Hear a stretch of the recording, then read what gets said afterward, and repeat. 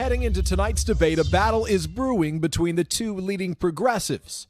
Elizabeth Warren confirming reports about a private meeting in 2018 with Bernie Sanders. Writing in a statement overnight, among the topics that came up was what would happen if Democrats nominated a female candidate. I thought a woman could win. He disagreed. Warren contradicting Sanders, who hours earlier denied the accusation, telling NBC News, "It is ludicrous to believe that at the same meeting where Elizabeth Warren told me she was going to run for president, I would tell her that a woman could not win. Do I believe a woman can win in 2020? Of course."